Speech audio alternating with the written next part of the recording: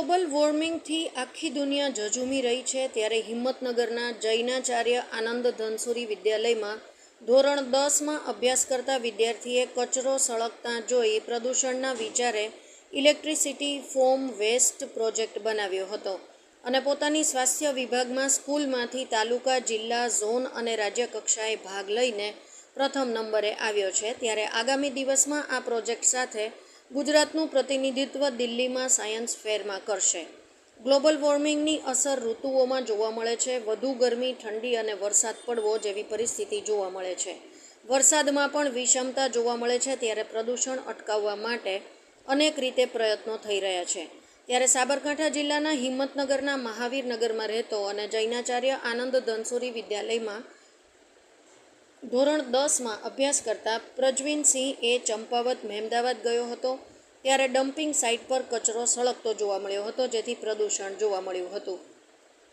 આ દ્રશ્ય જોયા બાદ ગણિત વિજ્ઞાન પ્રદર્શન પ્રજવીનસિંહે ઇલેક્ટ્રિસિટી ફોમ વેસ્ટ પ્રોજેક્ટ બનાવવાનું નક્કી કર્યું હતું અને 15 દિવસમાં 8,000થી વધુ ખર્ચ કરીને અલગ અલગ ચીજવસ્તુઓનો ઉપયોગ કરી પ્રોજેક્ટ બનાવી દીધો હતો અને સ્કૂલ તરફથી સ્વાસ્થ્ય વિભાગમાં શિક્ષક ભીખાભાઈ જી આચાર્યના માર્ગદર્શન હેઠળ પ્રજવીનસિંહ ચંપાવત અને શ્રેય મહેતાએ ઇલેક્ટ્રિસિટી ફોમ વેસ્ટ પ્રોજેક્ટ સાથે હિંમતનગરની સ્વસ્તિક સ્કૂલમાં તાલુકા કક્ષાએ ભાગ લીધો હતો જેમાં પ્રથમ નંબર પ્રાપ્ત કર્યો હતો. ત્યારબાદ જિલ્લા કક્ષાએ, ઝોન કક્ષાએ અને જાન્યુઆરી 2024માં જૂનાગઢ ખાતે રાજ્ય કક્ષાએ ભાગ લીધો હતો. તમામ કક્ષાએ પ્રથમ નંબર આવ્યો હતો. હવે આગામી સમયમાં રાષ્ટ્રીય કક્ષાએ પસંદગી થઈ છે જેને લઈને હવે સ્વાસ્થ્ય વિભાગમાં રાજ્ય કક્ષાએ પ્રથમ નંબરે આવેલ ઇલેક્ટ્રિસિટી ફોમ વેસ્ટ પ્રોજેક્ટ રાષ્ટ્રીય કક્ષાએ ગુજરાતનું પ્રતિનિધિત્વ કરશે.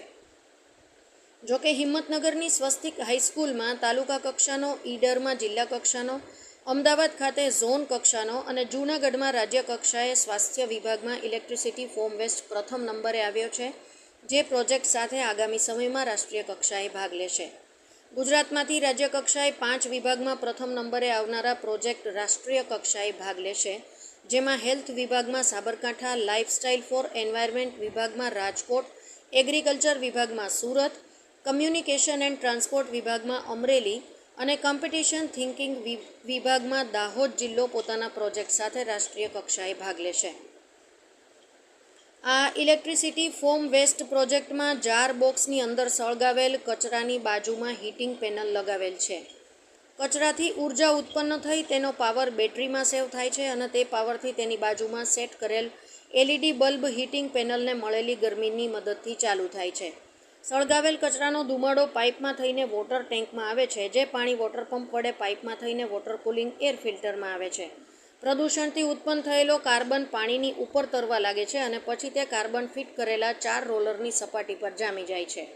આ જામેલો કાર્બન એક તરફ એકઠો થાય છે તેથી પ્રદૂષણ ખૂબ જ ઓછું થાય છે.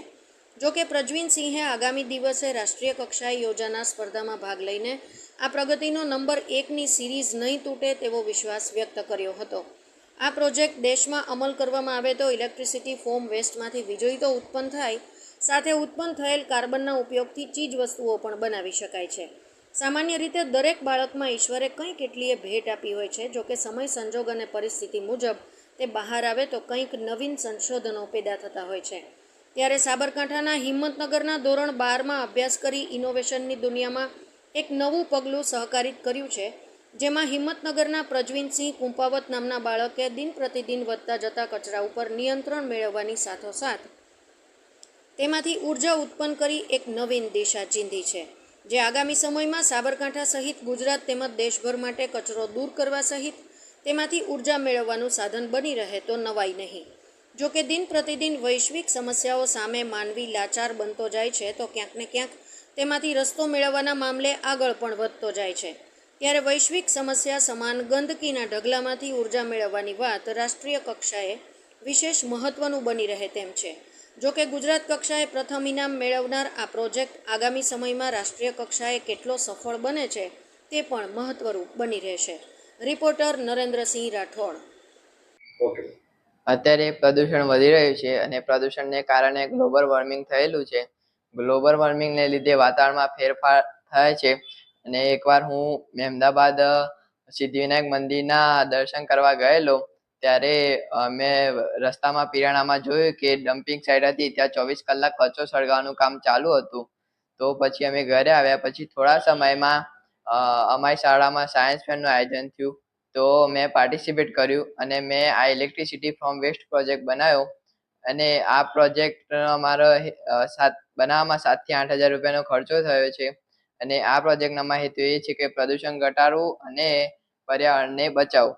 આ પ્રોજેક્ટની અંદર અમે એક જાર બોક્સ બનાવ્યું છે. તેની આજુબાજુ 3 હીટિંગ પેનલ લગાવેલા છે.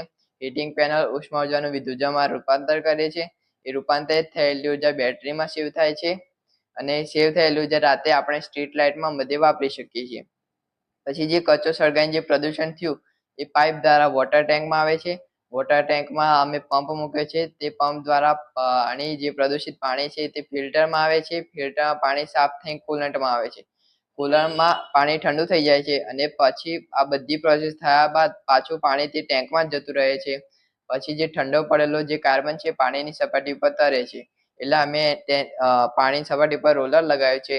તે રોલર જ્યારે ફરે છે ત્યારે બધો કાર્બન રોલરની સપાટી પર આવી જાય છે અને તે કાર્બનને આપણે ખાતર બનાવવાના કાર્બનની પ્રોડક્ટ બનાવવા વાપરી શકીએ છીએ.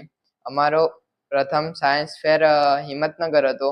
પછી જિલ્લા લેવલનો સાયન્સ ફેર ઈડર હતો અને પછી ઝોન લેવલનો સાયન્સ ફેર અમદાવાદ હતો અને ત્યાં અમારો ફર્સ્ટ રેન્ક આવ્યો. પછી અમે જુનાગઢ રાજ્ય લેવલ માટે ગયા, ત્યાં અમારો ફર્સ્ટ રેન્ક આવ્યો અને હવે અમે દિલ્હી નેશનલ લેવલના સાયન્સ ફેર માટે જઈ રહ્યા છીએ.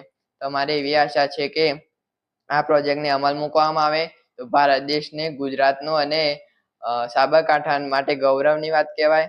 અને આ પ્રોજેક્ટનામાં મુખ્ય હેતુ એ છે કે પ્રદૂષણ ઘટાડવું, પર્યાવરણને બચાવવું.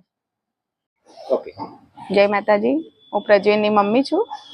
મારો દીકરો નાનપણથી જ એને આ બધી વસ્તુમાં બહુ શોખીન હતો. નાના રમકડાને જોઈને પણ તોડફોડ કરીને કંઈક ને કંઈક એક્ટિવિટી કર્યા કરે. મોટો થયો પછી મેં એને સમજાવ્યું કે બેટા હવે તું ભણવામાં ધ્યાન આપ, આ બધું છોડી દે.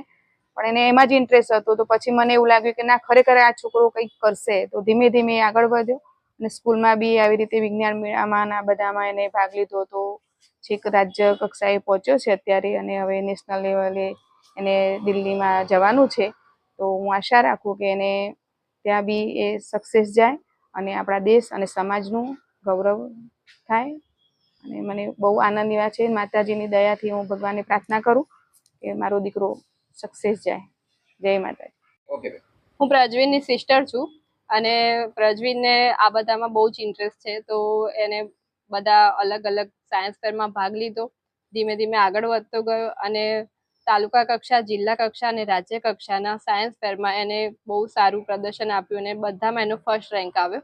એટલે અમે એને બહુ જ આનંદની વાત છે અને એને બહુ જ પ્રોત્સાહન આપીએ છીએ કે તું આની અંદર કન્ટિન્યુ રહે અને આવી જ રીતે આવનારા રાષ્ટ્રીય કક્ષાના સાયન્સ ફેરમાં એ આગળ વધે અને ત્યાં બી એનો ફર્સ્ટ રેન્ક આવે એવી એને દિલથી શુભકામનાઓ પાઠવીએ છીએ. સાથે સાથે ઘર પરિવાર અને સમાજનું નામ રોશન થાય અને દેશને એનો પ્રોજેક્ટ કંઈ ઉપયોગી બને એવી આશા રાખીએ.